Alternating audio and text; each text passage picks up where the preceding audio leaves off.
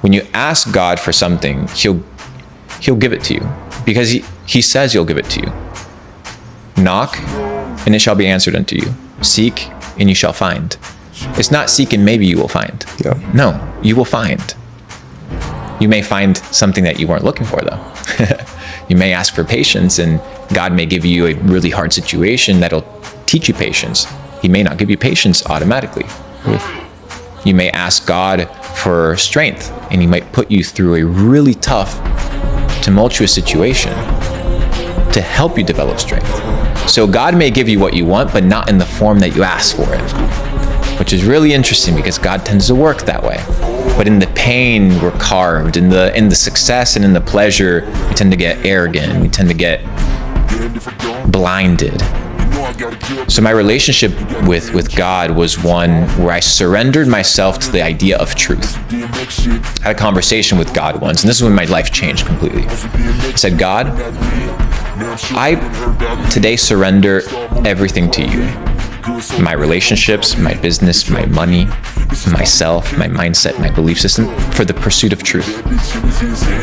If you show me truth, I promise you, I will follow it. And as we follow the truth continues to show itself to you. To whom much is given, much is required. So if God's going to give you a lot of resources, talent, he's going to expect a lot from that. So you have to develop into those things. And then God starts giving you things. And then you begin to read people like Solomon when he talks about Lamentations, in the book of Lamentations, that everything is a vanity. Vanity of vanities. He has 1,000 women. He has palaces. He has kingdoms. He says it's not worth it. Okay? Then in the book of Ecclesiastes, he says, from dust to dust. You know, you came from the dust, you will go back to the dust. The king is the same skeletal build out than the peasant. It doesn't really matter. So you begin to listen to the wisdom.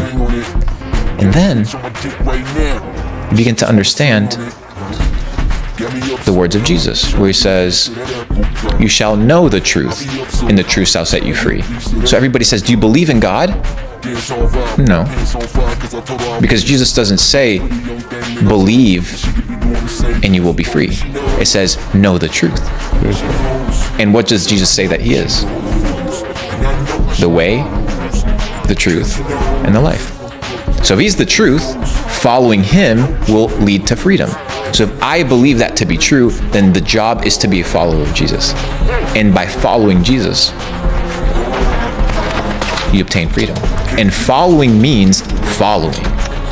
It doesn't mean you do what you want 82% of the time, and then 18% of the time Jesus is a lucky charm that you tap into for good benevolence and luck. It doesn't work that way, because God isn't a luck charm. It doesn't work that way. And then it's understanding that the rain falls on the just and the unjust. What this means is that good times and good situations and bad times and bad situations don't just happen to good or bad people. Everybody experiences pain. Everybody experiences good things in life. But inside of these experiences, your goal is to not lose yourself. People pursue money, they gain all these things, but what does a man gain, right? Or what does a man profit if he gains the whole world and loses his own soul in the process? He gains nothing. He lost the game. He missed the point. He missed the point. So when I think about wisdom, I think about Jesus. I think about how he treats people. I think about how he treats women in a time where women were disdained, were thought of as property, where he talks about, you know, looking upon another woman that isn't your own is just as bad as adultery. Being angry at your neighbor is just as bad as murder. So he sets a completely new standard for what it means to achieve excellence. And he says, hey, you know what? You can't do it. So how do you do it? And then you begin to read what the development of the spiritual journey is. And there's something that one encounters known as the fruits of the Spirit. You often hear the comment, you know, like, you shall know them by their fruits, or you shall know them by their actions. Actions speak louder than what? Words. Correct. So by the actions, you will see what they are. A lemon tree cannot produce apples because it would be an apple tree. So it doesn't matter how many times the lemon tree identifies as an apple tree. If it produces lemons, it's a lemon tree. So if you call yourself a Christian, it doesn't matter what you say. What does your life reflect? If you call yourself a follower of Jesus, it doesn't matter what you say. What does your life reflect? And it's all about the fruits, the results. Faith without works is dead. Talk about faith in action.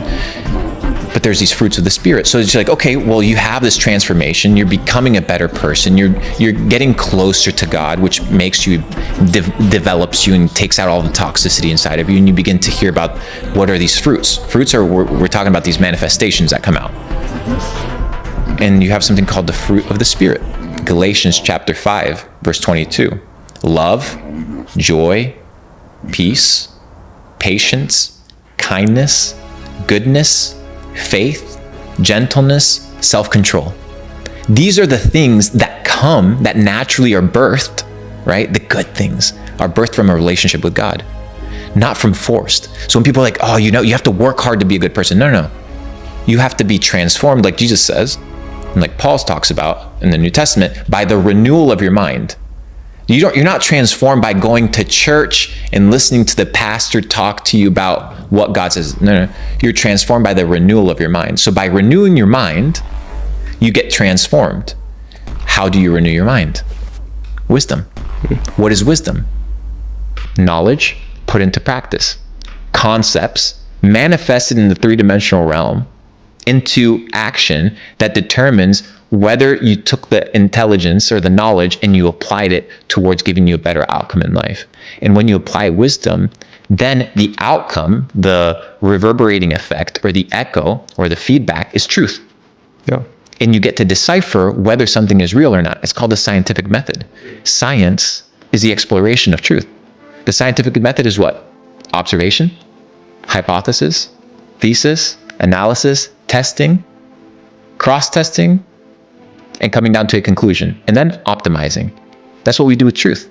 It's the process of the scientific method. Science is one of the most spiritual things in the world. It's a combination of understanding that we're just pursuing truth. And you talk about whether it's theology, whether it's with philosophy. Like, what is philos? What is philosophy? People talk, you see all these philosophy channels. Well, what is philos? Philosophy. Philos means wisdom. Philosophy is the study of wisdom. How do you study wisdom? How? That needs to be discovered. Because if wisdom is what inclines you towards better choices in life, then the pursuit isn't to make better choices. The pursuit is to find what? Wisdom that will change you from the inside out. And that manifestation and that change will reflect into a new life. Beautifully said.